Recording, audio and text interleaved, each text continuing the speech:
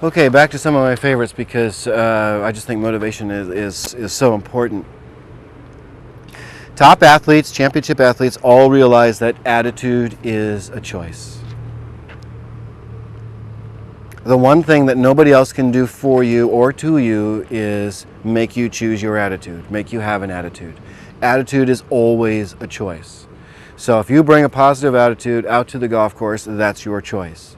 If you have a negative attitude, either practicing or on the golf course, that's your choice. Take responsibility and have a positive attitude, right? Because top athletes always choose a positive attitude. You cannot stay in the game, you cannot stay motivated with a negative attitude. And you shouldn't.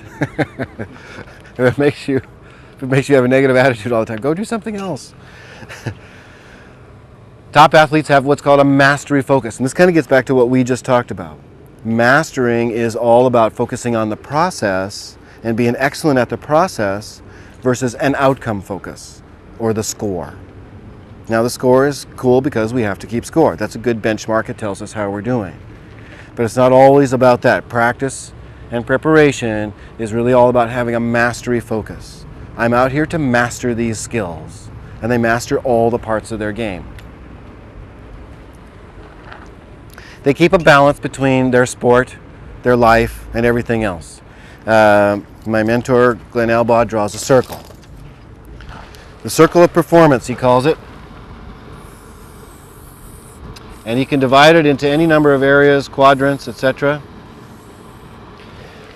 And each one of these could have something new or different in it. So some of this is technique. And over here you might have work, life, family, equipment, health, mental, technique, equipment, instruction. I apologize if that's a little small for you in the back to be able to read this. But he draws this, and there are a lot of things that you can put into the circle of life, if you want to call it that. But you can imagine top athletes try as best they can to keep all of these things in balance. Think of this as a wheel. If one area of these, if life and work and family all of a sudden started to go sideways on you, then your wheel would go ka-chonk, ka-chonk, right? And so they keep a balance between their golf, their life, and all the rest of their activities. And that really kind of gets back to just keeping everything in a little bit of perspective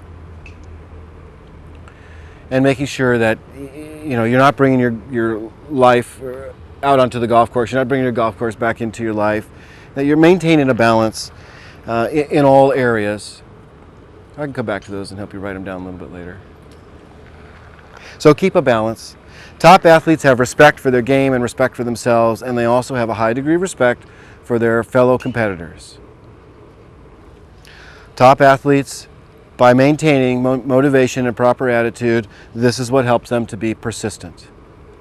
And you'll hear this time and time again from coaches, and I just heard this about 2 days ago on the radio, and they were interviewing a top coach, and what they were talking about was there are plenty of guys who did not make it in the NFL who had more talent than the other guys, but the other guys were willing to work harder. They persisted longer, and they overcame the relative lack of effort through persistence.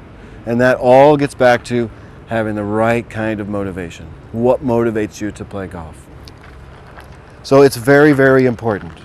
And that also can really help you, because we talked about the emotional landscape, understanding why you're out there and what it is that you're doing can really help you to keep some perspective and keep your emotions in balance also when you're playing on the golf course.